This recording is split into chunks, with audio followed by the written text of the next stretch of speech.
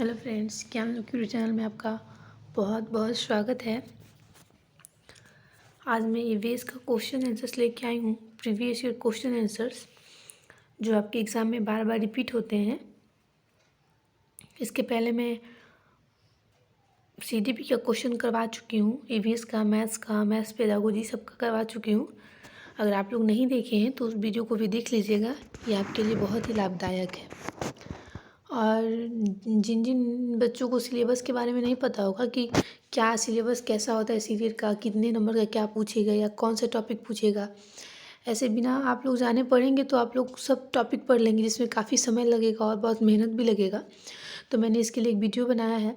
अभी तो मैंने हिंदी का ही बनाया है। अगर आप लोग बोलेंगे तो मैं और सारे सब्जेक्ट का भी वीडियो बना दूँगी कि आप कौन कौन सा टॉपिक पढ़ के जाएंगे एग्ज़ाम में, तो आपके लिए बहुत ही अधिक लाभदायक होगा। और आप लोग वो सिलेबस वाला वीडियो भी देख लीजिएगा, वो मैं सामने से बनाई हूँ। ठीक है, तो अब चलते हैं क्वेश्चन की ओर। तो ये ईवीएस का क्वेश्चन है और ईवीएस का 15 क्वेश्चन है। तो हमारा पहला क्वेश्चन है, निम्नलिखित में से कौन अंतर्राष्ट्रीय ख्याति प्राप्त वेट लिफ्टर है? Which on of the following is a weight lifter of international fame? Sunita Williams, Bachendri Pal, Suryamani, Karnam Malleswari. बताइएगा इसका सही आंसर क्या हो जाएगा। निम्नलिखित में से कौन अंतर्राष्ट्रीय ख्याति प्राप्त वेट लिफ्टर है? 2 नंबर क्वेश्चन का आंसर क्या होगा बताइएगा। इसका आंसर हो जाएगा कर्णम मल्लेश्वरी। कर्णम मल्लेश्वरी जो है ये अंतर्राष्ट्रीय ख्याति प्राप्त वेट लिफ्टर है। ये 100 kg का वजन उठा लेती हैं और ये काफ़ी चर्चे में है। बछेंद्री पाल जो है ये एवरेस्ट पे पहुंचने वाली महिला है। और सूर्यमणि है और सुनीता विलियम्स है। इसका सबसे सटीक आंसर हो जाएगा कर्णम मल्लेश्वरी। ठीक है, निम्नलिखित में से कौन अंतर्राष्ट्रीय ख्याति वेट लिफ्टर है? तो ये हो जाएगा कर्णम मल्लेश्वरी है अंतर्राष्ट्रीय वेट लिफ्टर। वेट लिफ्टिंग में इनका काफ़ी ये चर्चे में है और ये बहुत ही अच्छी वेट उठा लेती हैं महिलाओं के भी। तो इसका सबसे सटीक आंसर हो जाएगा कर्णम मल्लेश्वरी। ठीक है, चलते हैं हम नेक्स्ट क्वेश्चन की ओर। नेक्स्ट क्वेश्चन है हमारा, नीचे दिया गया कौन सा एक समूह जड़ों का है? बहुत ही इजी क्वेश्चन है एकदम। नीचे दिया गया कौन सा एक समूह जड़ों का है? चुकंदर, आलू, अदरक, गाजर, हल्दी, अदरक, शकरकंदी, मूली, हल्दी, गाजर, चुकंदर, मूली। बताइएगा कौन सा समूह जड़ों का है, ये हमें बताना है। क्वेश्चन 63 नंबर क्वेश्चन का आंसर बताइएगा क्या हो जाएगा। चुकंदर, आलू, अदरक। नहीं, ये नहीं होगा, ये जड़ों का नहीं है। गाजर, हल्दी, अदरक, अदरक नहीं है ना। शकरकंदी, मूली, हल्दी। इसका सबसे सटीक आंसर हो जाएगा गाजर, चुकंदर और मूली। चुकंदर भी का भी जड़ होता है, गाजर का भी जड़ होता है और मूली का भी जड़ होता है। ठीक है, नहीं, आलू का जड़ नहीं होता है। तो ये इसका सटीक आंसर हो जाएगा ऑप्शन नंबर 4। ठीक है, चलते हैं हम नेक्स्ट क्वेश्चन की ओर। नेक्स्ट क्वेश्चन है हमारा, रेगिस्तानी ओक नाम का एक पेड़ है जो पाया जाता है। Desert oak is a tree which in found in Abu Dhabi में, ऑस्ट्रेलिया में, राजस्थान के रेगिस्तानों में, संयुक्त अरब अमीरात के रेगिस्तानों में। बताइएगा क्या हो जाएगा इसका answer. Desert oak is a tree which of found in Abu Dhabi, Australia, desert of Rajasthan, the desert of UAE. बताइएगा इसका सबसे सटीक आंसर क्या हो जाएगा। रेगिस्तानी ओक नाम का एक पेड़ है जो कहाँ पाया जाता है। बहुत ही अच्छा क्वेश्चन है और ये क्वेश्चन आपके एग्ज़ाम में बार बार रिपीट होते हैं, तो थोड़ा सा भी मिस नहीं कीजिएगा। बार बार रिपीट होते हैं आपके एग्ज़ाम में, एकदम पूछा हुआ क्वेश्चन है, बार बार पूछता है। इस पर वीवीआई लगा लीजिए, ये हमेशा पूछता है आपके एग्ज़ाम में। अबू धाबी नाम का पेड़ है, रेगिस्तानी लिखा है, इसके लिए कितना लोग राजस्थान लगा देते हैं क्योंकि ये रेगिस्तानी है, रेगिस्तान राजस्थान में है। लेकिन इसका सटीक आंसर हो जाएगा ऑप्शन नंबर 2, ऑस्ट्रेलिया में रेगिस्तान ओक नाम का एक पेड़ पाया जाता है। ठीक है,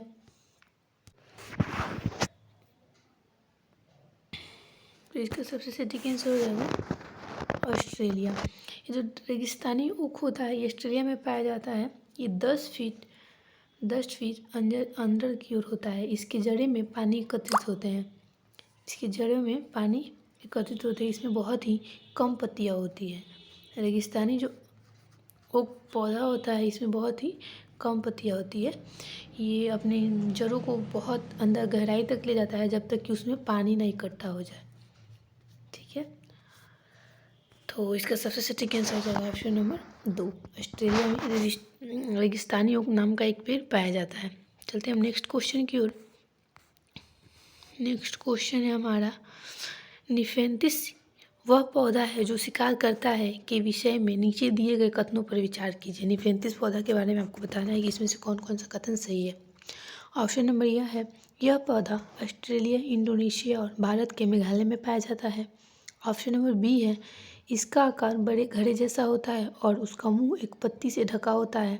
ऑप्शन नंबर सी है, यह केवल छोटे कीड़े मकोड़ों को फंसाकर उनका शिकार कर सकता है। ऑप्शन नंबर 4 है यानी डी है, यह छोटे कीड़े मकोड़ों को खींचने के लिए मोहक आवाज़ निकालता है जो इसमें फंस जाते हैं और बाहर निकल नहीं पाते हैं। बताइएगा 65 नंबर क्वेश्चन का आंसर क्या हो जाएगा। केवल ए और बी, केवल ए और सी, केवल बी और डी, या ए, बी और सी। बताइएगा 65 नंबर क्वेश्चन का आंसर क्या हो जाएगा। फिर से पढ़िएगा, निफेंथिस वह पौधा है जो शिकार करता है के विषय में नीचे दिए गए कथनों पर विचार कीजिए। यानी इसमें से कौन कौन सा कथन सही है ये आपसे पूछ रहा है। बताइएगा इसका आंसर क्या हो जाएगा। 65 नंबर क्वेश्चन का आंसर क्या हो जाएगा।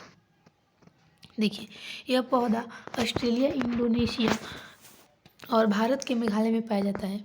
ये कथन सही है बिल्कुल। ये जो निफेंथिस का पौधा होता है ये ऑस्ट्रेलिया, इंडोनेशिया और भारत के मेघालय में पाया जाता है। ये घड़े की जैसा होता है और ये अपने महक से कीड़े मकोड़ों को क्या करता है, अपनी ओर आकर्षित करता है। और जब कीड़े मकोड़े उसमें चले जाते हैं तो ये अपना ढक्कन जो होता है वो बंद कर देता है, जिससे वो कीड़े मकोड़े उसमें फंस जाते हैं और ये कीड़े मकोड़ों का शिकार कर लेता है। ठीक है, इसका आकार घड़े जैसा होता है और इसके मुँह एक पत्ती से ढका होता है। ये ऑप्शन बिल्कुल सही है। तो केवल छोटे कीड़े मकोड़ों को फंसाकर शिकार करता है। नहीं, छोटे नहीं, कोई भी कीड़े मकोड़ों को फंसाकर ये शिकार कर लेगा। ये छोटे कीड़े मकोड़ों को खींचने के लिए एक मोहक आवाज़ निकालता है। नहीं, आवाज़ नहीं निकालता है वो, मोहक आवाज़ नहीं निकालता है, वो गंध निकालता है, मोहक गंध, जिससे कीड़े मकोड़े आके उसके जाल में फंस जाते हैं। ठीक है, तो इसका आंसर हो जाएगा ए, बी, ए, सी, बी, ए और बी, यानी कि ऑप्शन नंबर 1 इसका सटीक आंसर हो जाएगा। ठीक है, तो चलते हैं हम नेक्स्ट क्वेश्चन की ओर। नेक्स्ट क्वेश्चन है हमारा, भारत की आज़ादी से पहले महात्मा गांधी ने जिस दांडी के समुद्र तट पर अपनी प्रसिद्ध यात्रा की थी वह भारत के नीचे दिए गए किस राज्य में स्थित है। महात्मा गांधी दांडी के समुद्र तट पर अपनी प्रसिद्ध यात्रा की थी, वो किस राज्य में स्थित है, यही पूछ रहा है क्वेश्चन। बताइएगा, बहुत अच्छा क्वेश्चन है, आराम से बता सकते हैं। गुजरात में, वो गुजरात में स्थित है। तो इसका सबसे सटीक आंसर हो जाएगा गुजरात। सटीक क्या, यही होगा ही होगा। सबसे क्या, भारत की आज़ादी से पहले महात्मा गांधी ने जिस दांडी के समुद्र तट पर अपनी प्रसिद्ध यात्रा की थी वह भारत के नीचे दिए गए किस राज्य में स्थित है, तो वो गुजरात में स्थित है। दांडी समुद्र तट कहाँ स्थित है, गुजरात में। ठीक है, तो चलते हैं हम नेक्स्ट क्वेश्चन की ओर। नेक्स्ट क्वेश्चन है हमारा, उच्च ज्वर यानी तेज बुखार के साथ कपकपी जिसका उपचार शिकोना पेड़ की छाल से किया जा सकता है वह है मियादी बुखार, मलेरिया, चिकनगुनिया, डेंगू। बताइएगा 67 नंबर क्वेश्चन का आंसर क्या हो जाएगा। बहुत ही अच्छा क्वेश्चन है और ये क्वेश्चन भी बार बार आता है। आज जो भी क्वेश्चन आपके स्क्रीन पे आ रहे हैं ये क्वेश्चन आपके एग्जाम में बार बार पूछे जाते हैं। ये सारे क्वेश्चन बहुत ही इंपॉर्टेंट है, इसलिए बहुत ध्यान से देखिएगा आप लोग इसको। ज्वर, ऊंच ज्वर, तेज बुखार के साथ कपकपी जिसका उपचार शिकोना पेड़ की छाल से किया जा सकता है वह है मियादी बुखार है, मलेरिया है, चिकनगुनिया है, डेंगू है। बताइएगा इसका आंसर क्या हो जाएगा। देखिएगा, ऊंच ज्वर और तेज बुखार के साथ कपकपी मलेरिया में होता है। ठीक है, तो इसका सटीक आंसर हो जाएगा मलेरिया। ठीक है, चलते हैं नेक्स्ट क्वेश्चन की ओर। नेक्स्ट क्वेश्चन है हमारा, किसी डॉक्टर का घर एक्स पर स्थित है। किसी डॉक्टर का घर जो है कहाँ स्थित है, एक्स पर स्थित है, तथा उसका अस्पताल वाई पर स्थित है। उसका अस्पताल जो है वाई पर स्थित है।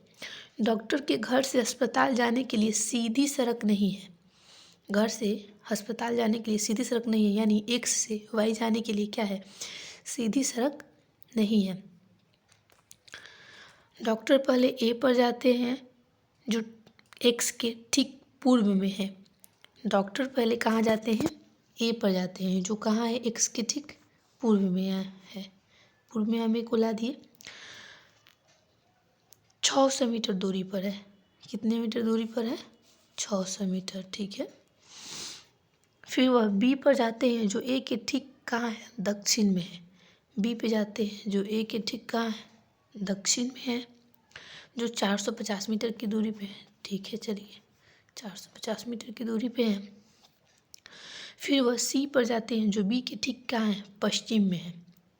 फिर वो जाते हैं सी पे जो बी के कहाँ है, पश्चिम में है, 120 मीटर, ठीक है, 120 मीटर की दूरी पर। और अंत में वह वायु पर अपने अस्पताल पहुंचते हैं जो सी के ठीक उत्तर में है। सी के ठीक उत्तर में है वायु, यानी वाई कहाँ है, यहाँ है, ठीक है, जो 90 मीटर की दूरी पे है। कितने मीटर की दूरी पे, 90 मीटर की। तो इतना होगा नहीं क्योंकि ये 90 मीटर की दूरी पे है वाई, ठीक है, यहाँ है वाई। अस्पताल के सापेक्ष डॉक्टर के घर की सही दिशा क्या है। अब आप लोग बताइएगा, हमने नक्शा भी बना दिया है स्क्रीन पे, आप लोगों को केवल बताना है कि इसका सही आंसर क्या हो जाएगा। अस्पताल के सापेक्ष डॉक्टर के घर की सही दिशा क्या है। अस्पताल कहाँ है, वाई पर है, और एक्स पर क्या है, इनका घर है। तो बताइएगा अस्पताल के सापेक्ष इनके घर की दिशा क्या है। ये हो गया उत्तर, ऊपर हो गया उत्तर, ठीक है, आप लोग जानते ही हैं, ऊपर हो जाता है उत्तर, इधर हो गया पूर्व, नीचे हो गया दक्षिण, और इधर हो गया पश्चिम। तो उत्तर पश्चिम, 90 मीटर ऊपर हम जाएंगे तो ये उत्तरी पश्चिम है ना, उत्तर पश्चिम, ये कौन, तो उत्तर पश्चिम का होता है। तो अस्पताल जो है उत्तर पश्चिम में है, यानी कि ऑप्शन नंबर 2 इसका सही आंसर हो जाएगा, ठीक है। इस कोने पे तो उत्तर पश्चिम होता है ना, यहाँ यही ना वाई है, यहाँ वाई है और यहाँ एक्स है, ये कहाँ है, उत्तर पश्चिम में है, ठीक है। तो इसका आंसर हो जाएगा ऑप्शन नंबर। चलते हैं हम नेक्स्ट क्वेश्चन की ओर। नेक्स्ट क्वेश्चन है हमारा, चिराओ नाच कहाँ के लोग करते हैं। बहुत अच्छा क्वेश्चन है। Cheraw is the dance from the people of Jharkhand, Mizoram, Manipur, Meghalaya. बताइएगा इसका सही आंसर क्या हो जाएगा। 69 नंबर क्वेश्चन का, मिजोरम। चिराओ जो डांस होता है वो मिजोरम में होता है, तो इसलिए इसका आंसर हो जाएगा मिजोरम, ऑप्शन नंबर 2। चलते हैं हम नेक्स्ट क्वेश्चन की ओर। नेक्स्ट क्वेश्चन है हमारा, तमिलनाडु के निकटवर्ती राज्य हैं Andhra Pradesh, Orissa, Karnataka. Option number 2 Kerala, Andhra Pradesh, Maharashtra. Option number 3 Karnataka, Chhattisgarh, Kerala. Option number 4 Andhra Pradesh, Kerala और कर्नाटक। बताइएगा इसका सबसे सही आंसर क्या हो जाएगा। तमिलनाडु के निकटवर्ती राज्य हैं। 70 नंबर क्वेश्चन का आंसर बताइएगा क्या हो जाएगा। मैप याद होगा तो आप ये क्वेश्चन आराम से बता सकते हैं। सीटेट के एग्ज़ाम में 1-2 नंबर का ये क्वेश्चन आता ही आता है, तो आप लोग मैप भी देखते रहिएगा पढ़ने के साथ साथ। मैप देखते रहिएगा तो ऑटोमेटिक याद हो जाएगा आपको। तो 1-2 बार तो दिन में मैप देखा ही कीजिए। तो तमिलनाडु के निकटवर्ती राज्य हैं आंध्र प्रदेश, केरल और कर्नाटक। इसका आंसर हो जाएगा ऑप्शन नंबर 4 आंध्र प्रदेश, केरल और कर्नाटक। देखिएगा तमिलनाडु होता है नीचे, निचली कोण में, यानी कि दक्षिण में होता है। उसके बगल में आंध्र प्रदेश, केरल और कर्नाटक इसके निकटवर्ती राज्य है। केरल होता है साइड में, कर्नाटक आंध्र प्रदेश से एक जगह होता है। इसका सही आंसर हो जाएगा ऑप्शन नंबर 4 केरल। केरल होता है पश्चिम साइड में और तमिलनाडु के ठीक ऊपर होता है आंध्र प्रदेश। आप लोग मैप देखेंगे तो आप लोग को समझ में आ जाएगा। तो इसका सही आंसर हो जाएगा ऑप्शन नंबर 4। अगला क्वेश्चन है हमारी स्क्रीन पे देखिएगा, NCF 2005 के अनुसार निम्नलिखित में से क्या प्राथमिक स्तर पर पर्यावरण शिक्षण का उद्देश्य नहीं होना चाहिए। ध्यान दीजिएगा, नेगेटिव पूछा है हमसे, नहीं होना चाहिए, यही तो फंसा देता है ये जो पॉइंट है, नहीं होना चाहिए। NCF 2005 के अनुसार निम्नलिखित में से क्या प्राथमिक स्तर पर पर्यावरण अध्ययन शिक्षण का उद्देश्य नहीं होना चाहिए। ऑप्शन नंबर 1 है विशेषतः प्राकृतिक पर्यावरण के प्रति बच्चों की जिज्ञासा एवं सृजनात्मकता को बढ़ावा देना। नहीं, ये आंसर नहीं हो जाएगा, ये होगा पॉजिटिव, लेकिन पूछा है हमसे निगेटिव, इसलिए ये नहीं होगा। अवलोकन, वर्गीकरण और निष्कर्ष निकालने आदि प्रक्रियाओं के माध्यम से बुनियादी संज्ञानात्मक और गत्यात्मक कौशल प्राप्त करने के लिए खोजबीन से जुड़ी और हाथों से करने वाले कार्यों को बच्चों को संलग्न करना।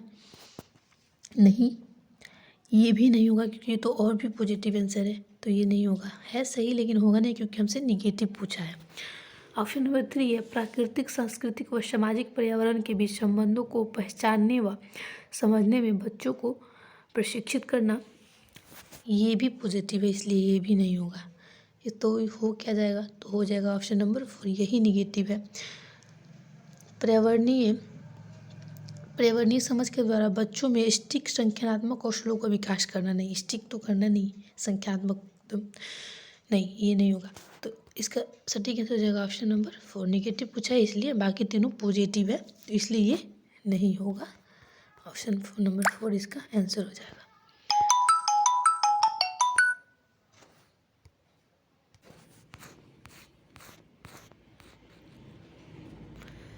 अगला क्वेश्चन है हमारा, पर्यावरण अध्ययन कक्षाओं 3 से 5 के लिए एक विशेष क्षेत्र जो संकलित करता है विज्ञान की अवधारणाओं और मुद्दों को, पर्यावरणीय शिक्षा, सामाजिक अध्ययन और विज्ञान की अवधारणाओं और मुद्दों को, विज्ञान और सामाजिक विज्ञान की अवधारणाओं और मुद्दों को, पर्यावरणीय शिक्षा और विज्ञान की अवधारणाओं और मुद्दों पर। बताइएगा पर्यावरण अध्ययन कक्षाओं में कक्षा 3 और 5 में किस विषय क्षेत्र को संकलित करता है। तो इसका आंसर हो जाएगा ऑप्शन नंबर 2, पर्यावरण शिक्षा, सामाजिक अध्ययन और विज्ञान की अवधारणाओं को। जी हाँ, प्राइमरी में यानी 3 से 5 में पर्यावरण को समग्र शिक्षा के रूप में रखा गया है, जिसमें सोशल साइंस भी हो, साइंस भी हो और ईवीएस भी हो, ये तीनों हो, सोशल साइंस भी हो, साइंस भी हो और ईवीएस तीनों को रखा गया है, इसलिए इसका सटीक आंसर हो जाएगा ऑप्शन नंबर 2। ठीक है, चलते हैं नेक्स्ट क्वेश्चन की ओर। नेक्स्ट क्वेश्चन है हमारा, निम्नलिखित में से क्या पर्यावरण अध्ययन के संदर्भ में सही है। निम्नलिखित में से क्या पर्यावरण अध्ययन के संदर्भ में सही है। पर्यावरण अध्ययन एक विषय है जो 1 से 5 तक की कक्षाओं में पढ़ाया जाता है। नहीं, पहले ही आप ये गलत हो गया, ऐसा नहीं है, 1 से 5 में नहीं पढ़ाया जाता है, कि 3 से लेकर 5 तक में पढ़ाया जाता है।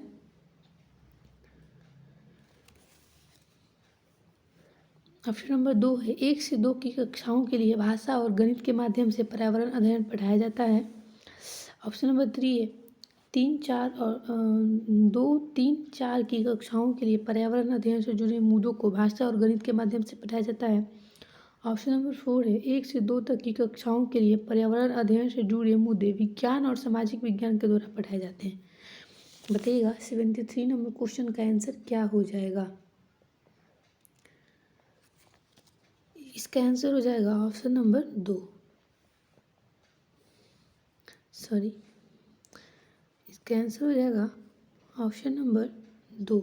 1 से 2 की कक्षाओं के लिए भाषा और गणित के माध्यम से पर्यावरण अध्ययन पढ़ाया जाता है। जी हाँ, 1 से 2 कक्षाओं में भाषा और गणित के माध्यम से क्या है, पर्यावरण अध्ययन पढ़ाया जाता है।